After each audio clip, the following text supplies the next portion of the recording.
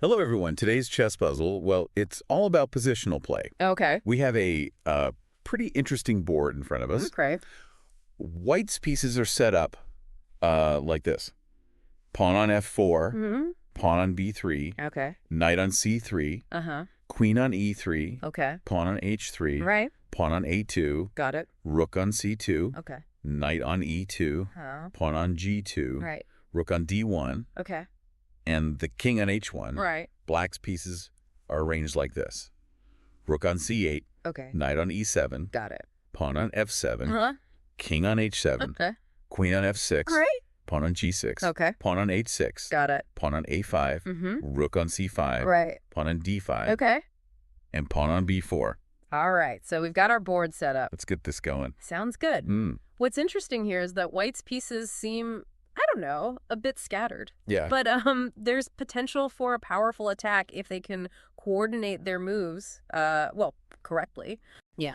Black's queen on f6 looks a bit exposed, Okay. and White might be able to, exploit that. I see what you mean. Yeah. But how can White create a threat to the Black Queen while also developing their pieces effectively? It feels like there are a lot of moving parts. Exactly. This puzzle isn't about finding a, quick checkmate or anything. Yeah. It's about understanding how, these subtle piece maneuvers Okay. can lead to a long-term strategic advantage. So it's less about brute force and more about, I guess, finesse. Exactly. Precisely. Right. Now, let's look at White's options. Okay. One possibility is to, activate the knight on c3. Mm-hmm. Moving it to e4 could put pressure on Black's pawn structure Right. and limit the Black Queen's movement. But wouldn't Black simply capture the knight with their pawn on d5?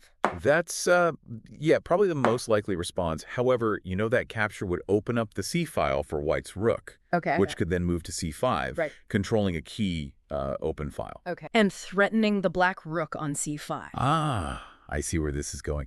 If Black then moves their rook to c5, to defend, Yeah. White can swoop in with their queen, capturing the Black rook and dominating the c-file. The answer is a sequence of moves. Okay. First, White moves their knight from c3 to e4. Mm-hmm. Black responds by moving their pawn from d5 to e4, capturing the knight. Okay.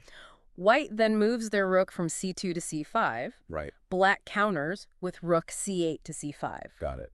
Finally, White delivers the final blow Yeah. by moving their queen from e3 to c5, capturing the rook. Wow, that's a clever series of moves. Yeah. It seems straightforward once you see it, Right. but I can imagine missing that knight move at the beginning. That's the beauty of positional play. It's not always about, flashy attacks, Right. but rather about slowly improving your position and creating opportunities that might not be immediately apparent. In this case, White sacrifices their knight but gains control of the c-file, which is, a crucial strategic advantage. And by capturing the Black rook, White gains a, material advantage as well. Absolutely. This puzzle highlights how, positional sacrifices can lead to both material and positional gains.